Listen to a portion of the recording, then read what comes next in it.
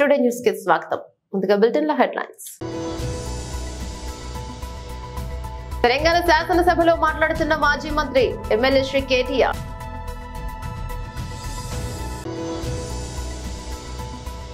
సాంకేతిక విద్య అంశంపై అసెంబ్లీలో ప్రశ్నలు అడిగిన జనసేన ఎమ్మెల్యే బత్తుల బలరామకృష్ణ. ఢిల్లీకి బయలుదేరిన వైఎస్ జగన్, రేపు దేశ రాజధానిలో ధర్నా.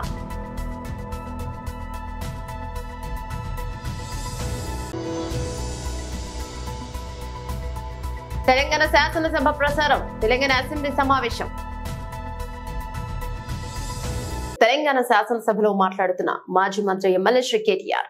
లేని ఈ సందర్భంలో మరి కేవలం ఈ ఒక్కరోజు మొత్తం కూడా సంతాప తీర్మానం మీదే అమ్మాయి గురించి మాట్లాడడానికి అందరికీ అవకాశం ఇచ్చినందుకు ముందుగా తమరికి ధన్యవాదాలు. అధ్యక్ష, నిజంగా కూడా కొన్ని సందర్భాలు దిగ్భ్రాంతిని కలిగిస్తాయి అధ్యక్ష.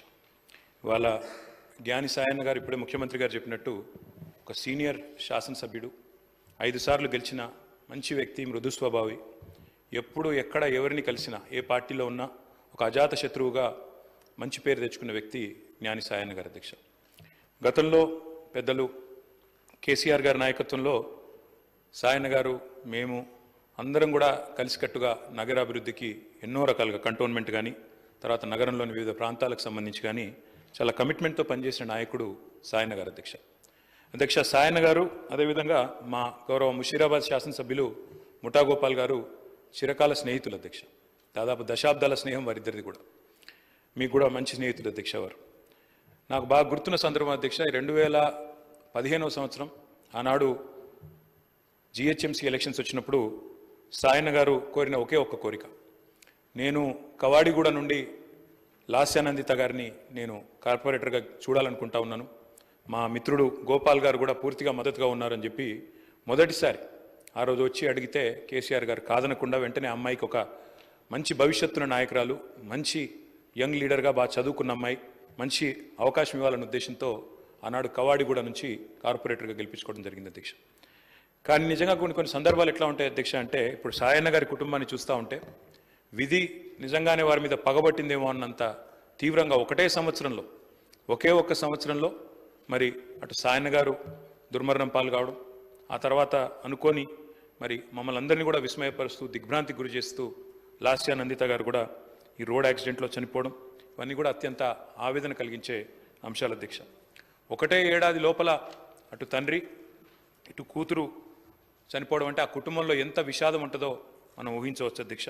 కానీ చాలా చురుకైన అమ్మాయి అధ్యక్ష. ఆనాడు కార్పొరేటర్గా జిహెచ్ఎంసీలో పనిచేసిన, తదనంతరం సాయన్న గారు కొంత ఆరోగ్యం బాగలేకుండా అధ్యక్ష, బాగా డయాబెటీస్ ఎక్కువై చివరికి లెగ్ యాంపిటేట్ చేయాల్సిన పరిస్థితి వచ్చినప్పుడు కూడా ఒకవైపు నందిత, మరొక వైపు నివేదిత, ఇద్దరు అమ్మాయిలు పాపం ఆయనతో ఎల్లవేళలా ఎక్కడికి ఏదైనా మీటింగ్కి వచ్చినా, ఆఫీస్కి పోయినా, మంత్రులను కలిసేదున్నా లేదా అధికారులను కలిసేదున్నా ఇద్దరు అమ్మాయిలు కుడి భుజం ఎడమ భుజం మాదిరిగా ఆయనకి 2 వైపులా ఉండి తీసుకొని పోయేవాళ్ళు అధ్యక్ష. మా దగ్గర కూడా చాలాసార్లు ముగ్గురు కలిసే వచ్చేది. అట్లాంటి కుటుంబం సాయన్న గారు మరణించిన తర్వాత ఇదే శాసనసభలో అధ్యక్ష ఆనాడు కేసీఆర్ గారు ముఖ్యమంత్రిగా సంతాప తీర్మానం చెప్పడమే కాకుండా ఆ కుటుంబానికి అన్ని రకాలుగా అండగా ఉంటామని చెప్పి హామీ ఇచ్చిన హామీ ప్రకారమే ఆ రోజు మళ్ళీ లాస్యానందిత గారికి 2023లో జరిగిన శాసనసభ ఎన్నికల్లో మరి ఆనాడు పార్టీ నుంచి అవకాశం కూడా ఇవ్వడం జరిగింది అధ్యక్ష. ఇప్పుడే ముఖ్యమంత్రి గారు చెప్పినట్టు కంటోన్మెంట్లో సాయన్న గారు చేసిన సేవ, రాజకీయాలకు అతీతంగా కలిసి ఉండే మంచి వ్యక్తిత్వం, ఎన్నింటి వల్ల నందిత గారికి కూడా తప్పకుండా తండ్రి గారి ఆశీస్సులతో పార్టీ అండతో బ్రహ్మాండమైన మెజారిటీతో అమ్మాయి కూడా గెలిచింది అధ్యక్ష. బాధాకరం ఏమంటే సరిగా గెలిచిన కొద్ది కాలానికే మరి నల్లగొండలో మా పార్టీ సభ ఒకటి జరుగుతూ ఉంటే అక్కడికి నందిత గారు కూడా రావడం జరిగింది. ఆ రోజు కూడా రోడ్ యాక్సిడెంట్ అయింది. తన కారుకి పూర్తి స్థాయిలో ధ్వంసమై అమ్మాయి స్వల్ప గాయాలతో బయటపడ్డా కూడా మరి చాలా ఇబ్బంది పడ్డది అధ్యక్ష. చాలా మనోవేదనకు కూడా గురైంది. తదనంతరం వాళ్ళ ఇంట్లో కూడా ఒక చిన్న యాక్సిడెంట్ అయింది.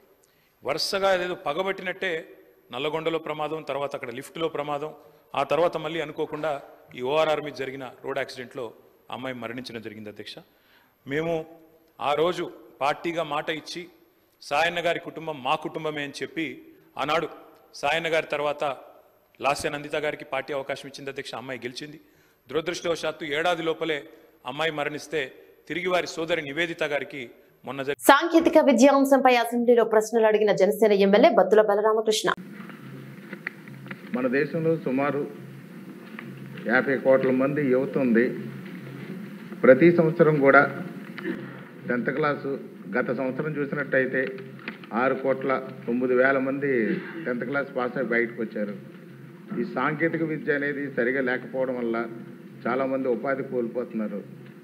ఈ ఇంజనీరింగ్కి ఈ తల్లిదండ్రుల ప్రోద్బలము, ఇంజనీరింగ్ కాలేజీల ప్రోద్బలంతోనూ ఇంజనీరింగ్లు జాయిన్ అయ్యి వాళ్ళు కొన్ని సబ్జెక్టులు చదవలేక, సరైన పరిజ్ఞానం లేక కొంతమంది డ్రాప్అవుట్స్ అయ్యి ఆగిపోతున్నారు. అలాంటి పరిస్థితుల్లో వాళ్ళకి ఏ ఉపాధి లేకుండా నిరుద్యోగులుగా మిగిలిపోతున్నారు. అలాంటి పరిస్థితుల్లో గతంలో అయితే ఐటీఐ అనేది సమర్థవంతంగా ఉండేది. ఐటీఐ చదువుకుంటే వాళ్ళకి ఉపాధితో పాటు ఏదో ఉద్యోగాలు కూడా వచ్చాయి. ఎలక్ట్రికల్ డిపార్ట్మెంట్ కానీ, ఫ్యాక్టరీస్ కానీ, ఇలా పలు డిపార్ట్మెంట్లలో వాళ్ళకి ఉద్యోగ అవకాశాలు దొరికాయి. ఇప్పుడు ఐటీఐ అనేది సమర్థవంతంగా లేకపోవడం వల్ల వీళ్ళందరూ కూడా నిరుద్యోగులుగా మిగిలిపోతున్నారు. కాబట్టి ఐటీఐ, పాలిటెక్నికల్ అనేది కొంచెం కాలేజీలు డెవలప్ చేస్తే బాగుంటుంది అనేది నా ఉద్దేశం అధ్యక్ష. అదేవిధంగా వాళ్ళకి ఉద్యోగం రాకపోయినా స్వయం ఉపాధితో కూడా జీవించగలుగుతారు. ఎందుకంటే ఎలక్ట్రీషియన్గా కానీ, ప్లంబర్గా కానీ, డ్రాఫ్ట్స్మెన్ కానీ ఈ పలు రకాల 134 కోర్సులు ఉన్నాయి అధ్యక్ష. ఈ 134 కోర్సులో ఏదో ఒక విధానంతో అనేక పారిశ్రామికవేత్తలు ఉన్నారు. ఒక్కొక్కరు ఒక ఫీల్డ్, అంటే ఫార్మాలో కానీ, మ్యానుఫ్యాక్చరింగ్ ఇండస్ట్రీ, డైరీలు, అనేక రంగాల్లో కూడా అద్భుతమైన పారిశ్రామికవేత్తలు ఉన్నారు. వాళ్ళు కూడా ముందరికి వచ్చి ఐటీఐ, పాలిటెక్నిక్ని మేము దత్తకు తీసుకుంటాం, మెరుగైన విద్యను మేము అందిస్తాం, ఇండస్ట్రీకి ఇది కావాలో అది మేము లింకేజ్ మేము ఏర్పాటు చేస్తామని వాళ్ళు చెప్తాం జరిగింది. సో అది కూడా మేము డిస్కషన్లో ఉంది అధ్యక్ష. దానిపైన కూడా తొందరలోనే ఒక నిర్ణయం మేము తీసుకుంటాం. వాస్తవ అధ్యక్ష, ఇన్ఫ్రాస్ట్రక్చర్ ఫెసిలిటీస్ మెరుగుపరచాల్సిన అవసరం ఉంది అధ్యక్ష. ఐటీఐకి వచ్చేగల దాదాపుగా 44 కోట్ల రూపాయలు అవసరం ఉంది. పాలిటెక్నిక్ వచ్చేగల 50 కోట్ల రూపాయలు అవసరం ఉంది అధ్యక్ష. అది గౌరవ ముఖ్యమంత్రి గారితో మా రివ్యూ మీటింగ్ ఆగస్టు మొదటి వారంలో ఉంది అధ్యక్ష. అది గౌరవ ముఖ్యమంత్రి గారి దృష్టికి తీసుకెళ్ళి తప్పనిసరిగా దీని ఎట్లా రిపేర్స్, మెయింటెనెన్స్, కొత్త భవనాలు కట్టే లోపల ఉన్న భవనాలకి ముందర రిపేర్స్, మెయింటెనెన్స్ చేసి దాంట్లో అడ్మిషన్స్ ఎలా పెంచాలనే దానిపైన తప్పనిసరిగా మేము గౌరవ ముఖ్యమంత్రి గారితో కూడా మేము చర్చిస్తాం అధ్యక్ష. అధ్యక్ష, ఒకసారి మనం చూస్తే డాక్టర్ బిఆర్ అంబేద్కర్ కోనసీమ జిల్లాకి వచ్చేగల పాలిటెక్నిక్ ఒకటి ప్రభుత్వ పాలిటెక్నిక్ ఉంది అధ్యక్ష, 5 ప్రైవేట్ ఉన్నాయి అధ్యక్ష. అదేవిధంగా ఐటీఐ వచ్చేగల ప్రైవేట్ ఐటీఐలు ఒక 15 ఉన్నాయి అధ్యక్ష. అధ్యక్ష, ఓవరాల్ రాష్ట్రంలో 88 ప్రభుత్వ పాలిటెక్నిక్లు ఉన్నాయి, 174 ప్రైవేట్ పాలిటెక్నిక్లు ఉన్నాయి అధ్యక్ష. అడ్మిషన్స్ కానీ ఒక్కసారి చూస్తే ప్రభుత్వ పాలిటెక్నిక్లో 61% అధ్యక్ష, ప్రైవేట్లో 40% అధ్యక్ష. ఇంకో పక్కన అధ్యక్ష మీరు చూస్తే పాలిటెక్నిక్స్కి వచ్చేగల తెలుగుదేశం పార్టీ అధికారంలో ఉన్న రోజులు మినిమం 80% ఉండేది అడ్మిషన్స్. 2015-16 94%కి వెళ్ళింది అధ్యక్ష. కానీ అంటే వైకాపా పార్టీ అధికారంలోకి వచ్చిన తర్వాత 81% అడ్మిషన్స్ మేము ఇన్స్టిట్యూషన్స్ అందజేస్తే అది క్రమీపంగా తగ్గుతూ వచ్చి ఒక సంవత్సరం అయితే కేవలం 59% అడ్మిషన్స్ జరిగిన విషయం అధ్యక్ష. అంటే ఈ ప్రభుత్వం పాలిటెక్నిక్ని ఎలా నిర్వీర్యం చేసిన దానికి ఇదొక ఉదాహరణ అధ్యక్ష. అధ్యక్ష, ఐటీఐకి వచ్చేగల 83 ప్రభుత్వ ఐటీఐలు ఉన్నాయి, 433 ప్రైవేట్ ఐటీఐలు ఆంధ్ర రాష్ట్రంలో ఉన్నాయి అధ్యక్ష. ఇక్కడ కూడా ఐటీఐలో చూస్తే కూడా ప్రభుత్వ ఐటీఐలో అడ్మిషన్స్ 94% ఉంది అధ్యక్ష, ప్రైవేట్లో 61% ఉంది. ఐటీఐల్ని కూడా బలోపేతం చేయాల్సిన అవసరం ఉంది. పెద్దలు బుచ్చే చౌదరి గారు చెప్పినట్లు NAC, national academy of construction అధ్యక్ష, ఇది గతంలో చంద్రబాబు నాయుడు గారు మొదటి టర్మ్లో హైదరాబాద్లో ఏర్పాటు చేసి ఫీడర్ ఇన్స్టిట్యూషన్స్ క్రియేట్ చేశారు, బ్రాంచెస్ ఏర్పాటు చేశారు. అది దాంట్లో భాగంగా రాజమండ్రిలో పెట్టారు. అది సచివాలయం కోసం ఫ్రంట్ అంతా తీసుకుని వెనకాల దూసేశారు ఎన్ఏసీని అధ్యక్ష. ఎన్ఏసీని కూడా బలోపేతం చేయాలనేది మా లక్ష్యం. సెక్రటరీ గారితో నేను చర్చించినప్పుడు కూడా కేవలం ఏదో ప్లంబర్స్, తాపి మేస్త్రీలను తయారు చేస్తాం అనేది కాదు, టెక్నాలజీతో అనుసంధానం చేయాలి. లేటెస్ట్ వస్తున్నాయి బిల్డింగ్ మెటీరియల్స్, లేటెస్ట్ టెక్నాలజీ అనేవి వస్తున్నాయి. మెరుగైన వసతులు వాళ్ళు కల్పించాలనేది కూడా మేము డిస్కస్ చేస్తాం జరిగింది అధ్యక్ష. తప్పనిసరిగా ఎన్ఏసీని మేము బలోపేతం చేస్తాం, దాంట్లో ఎలాంటి సందేహం లేదు అధ్యక్ష. అదేవిధంగా కొత్త ఐటీఐలు ఏర్పాటు చేస్తే బాగుంటుందని పెద్దలు కూడా కోరారు, చాలామంది కూడా నాకు లెటర్ కూడా ఇస్తాం జరిగింది అధ్యక్ష. ప్రధానంగా నేను ఏం చేస్తున్నానంటే కేజీ నుంచి పీజీ వరకు బోత్ ప్రైవేట్ ప్రభుత్వ రంగం తీసుకుంటే ఎక్కడెక్కడ పాఠశాలలు ఉన్నాయి, దాని చుట్టుపక్కల పాపులేషన్ డెన్సిటీ ఏంటి, ఇండస్ట్రీస్ డెన్సిటీ ఏంటి, ఒక మ్యాప్ తయారు చేయమన్నాను అధ్యక్ష. ఎందుకంటే 117 జియో వల్ల ప్రభుత్వ విద్య దూరం అవుతుందని చాలామంది నా దృష్టికి తీసుకొస్తే ఫస్ట్ మ్యాపింగ్ చేద్దాం. మనకున్న 45,000 ప్రభుత్వ పాఠశాలని మ్యాప్ చేయండి, పాలిటెక్నిక్ ఐటీఎల్ మొత్తం మ్యాప్ చేసి డెన్సిటీ ప్రకారం ఎక్కడ అవసరం ఉంది, ఇండస్ట్రీ ఎక్కడ రాబోతుంది. ఎందుకంటే చంద్రబాబు నాయుడు గారు ఒక్కొక్క జిల్లాకు ఒక్కొక్క ప్రాధాన్యత ఇచ్చారు, ఈ ఇండస్ట్రీ ఈ జిల్లాకు రావాలి, అది కూడా బేరీ చేసుకుని అవసరమైన వరకు ఐటీఐ పాలిటెక్నిక్ కూడా ఏర్పాటు చేయాలని ఒక నిర్ణయం తీసుకుంటాం జరిగింది. కూన రవి గారు ఒక ప్రశ్న అడిగారు అధ్యక్ష, గతంలో ఎప్పుడు ఐటీఐ కేటాయిస్తాం జరిగింది, ఎప్పుడు ప్రారంభిస్తారని అడిగారు అధ్యక్ష. ఆ వివరాలు కనుక్కుని తప్పనిసరిగా మెంబర్ గారు డైరెక్ట్గా వివరాలు నేను తెలియపరుస్తాను. థ్యాంక్ యూ అధ్యక్ష. నిన్న నల్ల కండువాలతో అసెంబ్లీ సమావేశానికి హాజరైన వైసీపీ అధినేత వైఎస్ జగన్మోహన్ రెడ్డి నేడు ఢిల్లీ బయలుదేరి వెళ్లారు. 3 రోజుల పాటు అక్కడే ఉండనున్న జగన్ రాష్ట్రంలో జరుగుతున్న దాడులకు నిరసనగా రేపు దేశ రాజధానిలో ధర్నా చేయనున్నారు. అలాగే ఏపీలో శాంతి భద్రతలు క్షీణించాయని ఆరోపిస్తూ ప్రధానమంత్రి నరేంద్ర మోదీ రాష్ట్రపతి ద్రౌపది ముర్మును కలిసి ఫిర్యాదు చేయనున్నారు. మరోపక్క జగన్ ఢిల్లీ పర్యటనపై టీడీపీ జనసేన తీవ్ర విమర్శలు చేస్తున్నాయి. చర్చల నుంచి తప్పించుకునేందుకు జగన్ ఢిల్లీ యాత్రలు చేస్తున్నారని, ప్రజా సమస్యలపై చర్చించేందుకు ఆయన ఇష్టపడడం లేదని విమర్శించాయి. నిన్న ఎమ్మెల్యేలతో కలిసి నల్ల కండువాలతో సభకు హాజరైన జగన్ ఆపై ప్రజాస్వామ్యాన్ని పరిరక్షించాలని నినాదాలు చేస్తూ అసెంబ్లీని వాకౌట్ చేశారు. ఏపీలో అరాచక పాలన జరుగుతోందని, నెలన్నర రోజులుగా రాష్ట్రంలో హత్యలు, అఘాయిత్యాలు, దౌర్జన్యాలు పతాక స్థాయికి చేరాయని ఆరోపించారు. తెలంగాణ శాసనసభ ప్రసారం, తెలంగాణ అసెంబ్లీ సమావేశం. సంతాప ప్రతిపాదన గౌరవ ముఖ్యమంత్రి గారు.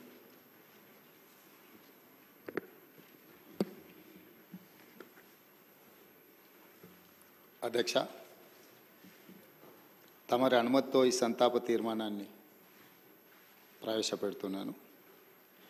తెలంగాణ శాసనసభ సభ్యురాలు కుమారి లాశనందిత సాయన్న గారి మృతి పట్ల ఈ సభ తన తీవ్ర సంతాపాన్ని వ్యక్తం చేస్తూ శోకార్తులైన వారి కుటుంబ సభ్యులకు ప్రగాఢ సానుభూతిని తెలియజేస్తున్నది. అధ్యక్ష,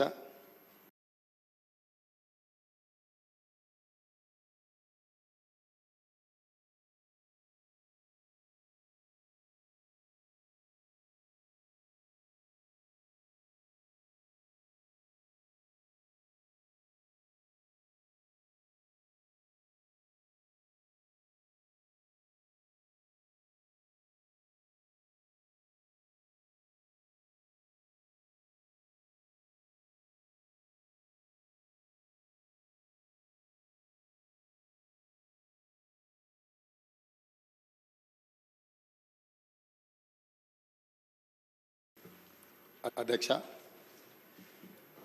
తమరి అనుమతితో ఈ సంతాప తీర్మానాన్ని ప్రవేశపెడుతున్నాను. తెలంగాణ శాసనసభ సభ్యురాలు కుమారి లాశనందిత సాయన్న గారి మృతి పట్ల ఈ సభ తన తీవ్ర సంతాపాన్ని వ్యక్తం చేస్తూ శోకార్తులైన వారి కుటుంబ సభ్యులకు ప్రగాఢ సానుభూతిని తెలియజేస్తున్నది. అధ్యక్ష, 23/2/2024 నాడు సికింద్రాబాద్ కంటోన్మెంట్ శాసనసభ్యురాలు కుమారి లాశనందిత సాయన్న గారి ఆకస్మిక మరణం పట్ల ఈ సభ తీవ్ర సంతాపాన్ని వ్యక్తం చేసింది. ఇలాంటి బాధాకరమైన తీర్మానం నేను ప్రవేశపెట్టాల్సి వచ్చినందుకు నేను చింతిస్తున్నాను. కుమారి లాశనందిత సాయన్న గారి నాన్నగారైన కీర్తిశేషులు సాయన్న గారు నాకు అత్యంత సన్నిహితులు, ఆప్తులు. చాలా సంవత్సరాలు మేము కలిసి ప్రజాప్రతినిధులుగా ప్రజాక్షేత్రంలో పనిచేయడం జరిగింది.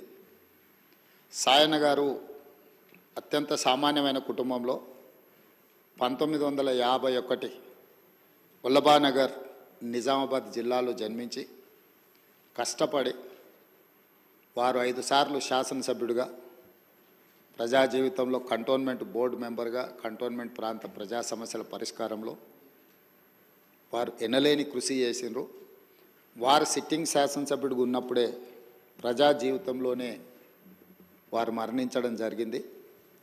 ఆ తర్వాత వారిచ్చిన వారసత్వాన్ని, వారు నెరవేర్చాల్సిన బాధ్యతలను, వారిని అభిమానించిన ప్రజల కోసం కుమారి రాశానందిత కూడా ప్రజా జీవితంలోకి వచ్చి వారు బ్రతుకున్నప్పుడే వారు కార్పొరేటర్గా, ఆ తర్వాత వారి తరఫున వారిని నమ్ముకున్న ప్రజల కోసం వారు శాసనసభ్యురాలుగా ఎన్నికై ప్రజా జీవితంలోకి వచ్చి కష్టపడి పనిచేయాలన్న ఆలోచనతోటి వారు ప్రజా జీవితంలోకి వచ్చారు. 5 సార్లు శాసనసభ్యుడిగా సాయన్న గారు చేసిన ఎనలేని సేవలను దృష్టిలో పెట్టుకొని వారి వారసురాలుగా లాసనందితను కంటోన్మెంట్ ప్రజలు వారిని ఎన్నుకోవడం జరిగింది. మనమందరం కూడా 37 సంవత్సరాల చదువుకున్న ఒక యువతి వెనుకబడిన సామాజిక వర్గాల నుంచి చైతన్యంతో ప్రజలకు సేవను అందించాలని ముందుకు వచ్చినప్పుడు మనందరం కూడా మహిళా సాధికారత కోసం ఎదురు చూస్తున్న వాళ్ళం.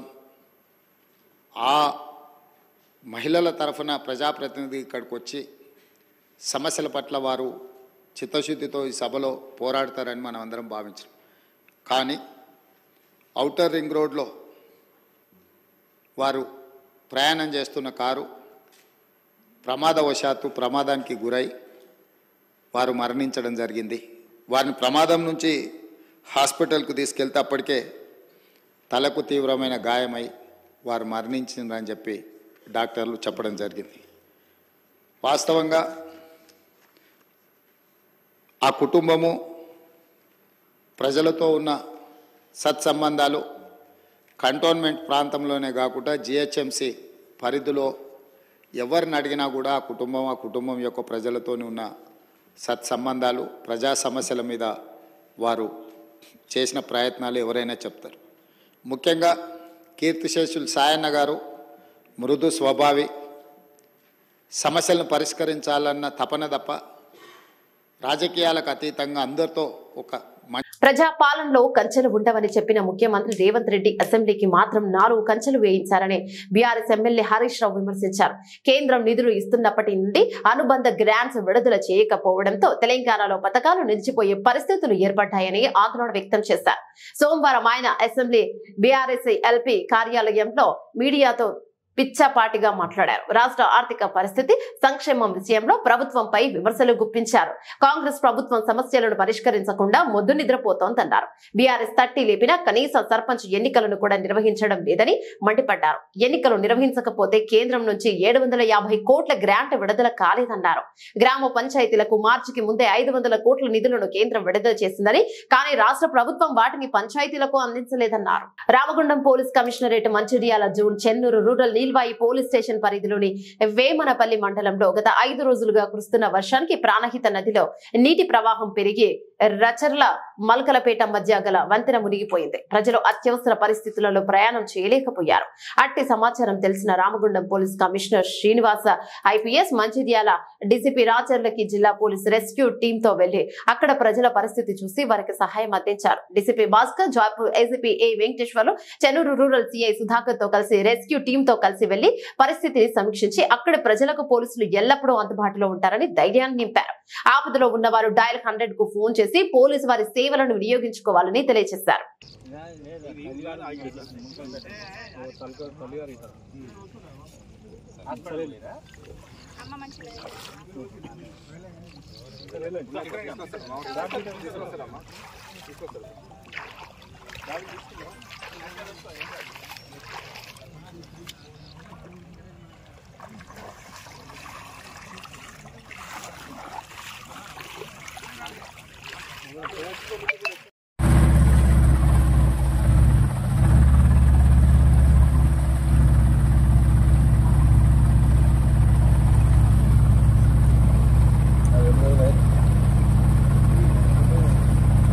आप है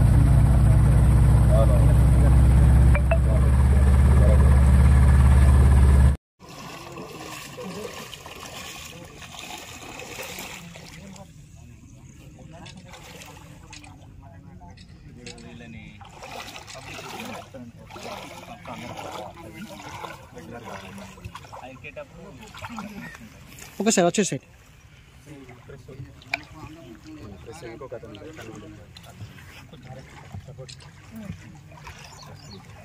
అయ్యా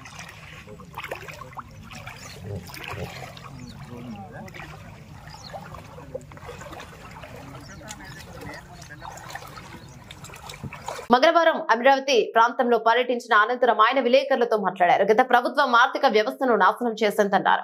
ప్రపంచంలోని టాప్ 5 రాజధానుల్లో ఒకటిగా అమరావతిని నిర్మిస్తామన్నారు. గత ప్రభుత్వం 3 ముక్కలాట ఆడి అమరావతిని నాశనం చేసిందని పేర్కొన్నారు. రైతులకు ఇచ్చిన హామీలు అమలు చేస్తామన్నారు. అమరావతి రాజధాని ఖచ్చితంగా కూటమి ప్రభుత్వం నిర్మిస్తోందన్నారు.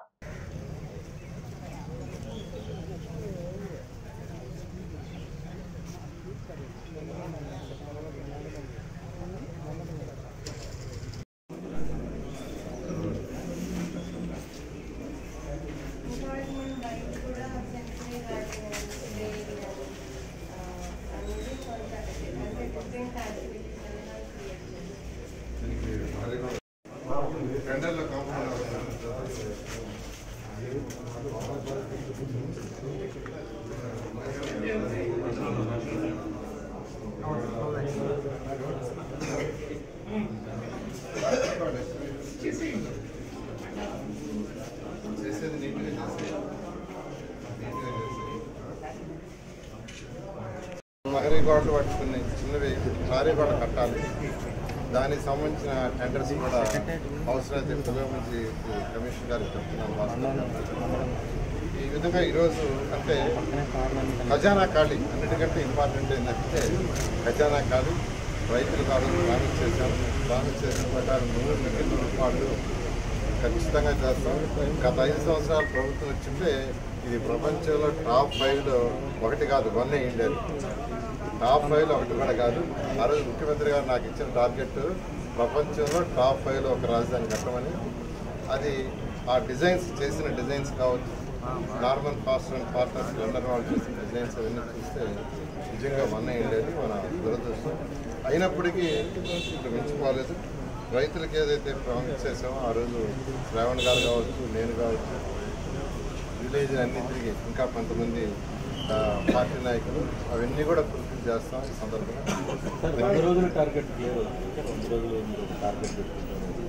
100 రోజుల టార్గెట్లో నా డిపార్ట్మెంట్లో అన్నా క్యాంటీన్స్ పెట్టాము. అన్నా క్యాంటీన్స్ మొత్తం 203 అప్పుడు శాంక్షన్ చేసాము. ఆ 203లో గవర్నమెంట్ వార్డు ఆ వచ్చిన ప్రభుత్వం 3 ముక్కలాట మొత్తం నాశనం చేసింది. అయితే మళ్ళీ ఈ ప్రభుత్వం రాగానే వెంటనే ముఖ్యమంత్రి గారి ఏరియా అంతా విజిట్ చేశారు. విజిట్ చేసి మంత్రిగా నాకు అనేక ఈ ప్రాజెక్ట్ వీలైనంత తొందరగా కంప్లీట్ చేయాలి. దాని మీద యాక్చువల్గా ప్రభుత్వం ఫైనాన్షియల్ ప్లానింగ్ చేస్తుంది. ఫైనాన్షియల్ ప్లానింగ్ ఆల్మోస్ట్ ఒక స్టేజ్కి వచ్చింది. అయితే ఈ నేపథ్యంలో ఇక్కడ యాక్చువల్గా 17 అంగన్వాడీ సెంటర్లు, తర్వాత హెల్త్ సెంటర్స్ 16, స్కూల్స్ 14, తర్వాత మల్టీపెన్షనల్ క్యాంపస్ 1, మొత్తం 48 టేకప్ చేశారు. అందులో వర్క్ తీసుకుంటే 17 అంగన్వాడీ సెంటర్లు 80%, 16 హెల్త్ సెంటర్స్ ఒక 70%, 14 స్కూల్స్ 40%, అదేవిధంగా శ్మశానానికి 50%. అయితే మిగిలిన వర్క్ ఉన్న అధికారులకి కాంట్రాక్ట్ అందరినీ చూసి సిఆర్టీఐ కమిషనర్ గారు నేను రివ్యూ చేసి వాళ్ళకి కొన్ని సమస్యలు ఉన్నాయి. ఆ సమస్యలన్నీ ఓవర్కమ్ అవుతుందని చేయడం జరిగింది. వాళ్ళ సమస్యలు అంటే డబ్బుల సమస్య, బిల్స్ రాలా, పని చేయాలి, ఆపేశారు. ఆ బిల్స్ ఇచ్చేటట్టుగా నేను ఏర్పాటు చేశాం. ఈ శనివారం లోపల పెండింగ్స్ ఇచ్చే విధంగా ఏర్పాటు చేశాం. వాళ్ళందరికీ ఒకటే అడిగాను, ఎన్ని రోజుల్లో చేయగలరంటే కొందరు వచ్చి బ్యాలెన్స్ వర్కులు 15 రోజులని. రాష్ట్రంలో జరుగుతున్న దాడులకు నిరసనగా రేపు ఢిల్లీలో జరగబోయే ధర్నాకు రాష్ట్ర మాజీ ముఖ్యమంత్రి వైఎస్ జగన్మోహన్ రెడ్డి గారి ఆధ్వర్యంలో జరుగు కార్యక్రమానికి ఢిల్లీకి బయలుదేరే సమయంలో గన్నవరం విమానాశ్రయంలో పాత్రికేయులతో రాజంపేట శాసనసభ్యులు శ్రీ ఆగిపాటి తర్వాత కొంతమంది నాయకులు జిల్లాలో ఎదురేసిన పరిస్థితి ఉంది. ప్రజలు కూడా బయటికి వెళ్ళి తలదాచుకునే పరిస్థితి వచ్చింది. ఎందుకంటే వాళ్ళ ఆస్తులు నష్టం చేయడం వాళ్ళకు ఎంతోమంది హత్యలు చేయడం కొన్ని ప్రాంతాల్లో అయితే చాలా భయంకర వాతావరణం. ఈరోజు నిజంగా ఇప్పుడు ప్రజలు ఎందుకంటే జగన్మోహన్ రెడ్డి గారి నాయకత్వంలో ఎన్నో సంక్షేమ పథకాలు అందించారు. నిజానికి ఈరోజు ప్రజలు కూడా ఆలోచనలకు పడ్డారు. ఎందుకు మనం తప్పు చేశామా, ఇంత మంచి ప్రభుత్వాన్ని మనం ఎందుకు వదులున్నామా, ప్రజలు కూడా ఈరోజు ఆలోచన చేస్తూ ఉన్నారు. తప్పకుండా ఈరోజు చంద్రబాబు నాయుడు గారు ఎందుకంటే చంద్రబాబు నాయుడు గారికి ఒక నైజం, ఎన్నిసార్లు ఆయన ప్రజలు మోసం మరలా ఈసారి కూడా మరలా ఆయన ఎందుకంటే వందనం అని అటువంటి అమ్మ వందనం అని పెన్షన్ నిరుద్యోగం మహిళలకు వైఎస్ఆర్సీపీ హత్య రాజకీయాలు జరుగుతుందని టీడీపీ ఆరోపిస్తుంది. ఏం చెప్తారు? వైఎస్ఆర్సీపీ ఎక్కడ గతంలో కూడా ఎక్కడ కూడా వైఎస్ఆర్సీపీ ఈరోజు నిజంగా ఎన్నో హత్యలు జరిగినాయి. ఈరోజు కనీసం నెల రోజులైంది. మేము కూడా ఎందుకంటే సమయాన్ని పాటిస్తున్నాం. ఎందుకంటే వాళ్ళకి అధికారం వాళ్ళకు ప్రజలు వాళ్ళకి ఇచ్చారు పాలించామని, వారి పరిపాలన ఏమైనా బాగుంటుందేమో అని మేము కూడా ఆలోచన చేస్తాం. కానీ ఈరోజు ఇంకా కొద్ది రోజులు సమయం పాటిస్తాం. నిజంగా ఇదే ముగించే ముందు హెడ్లైన్స్ మరోసారి.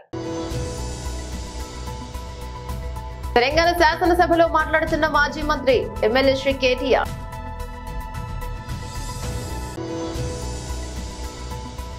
సాంకేతిక విద్య అంశంపై అసెంబ్లీలో ప్రశ్నలు అడిగిన జనసేన ఎమ్మెల్యే బత్తుల బలరామకృష్ణ. ఢిల్లీకి బయలుదేరిన వైఎస్ జగన్, రేపు దేశ రాజధానిలో ధర్నా.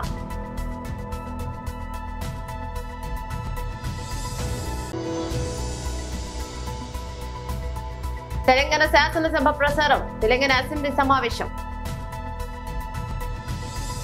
ఈ బులెటిన్లోని అప్డేట్స్. మరో బులెటిన్ మళ్ళీ కలుద్దాం. అంతవరకు సెలవు. నమస్తే.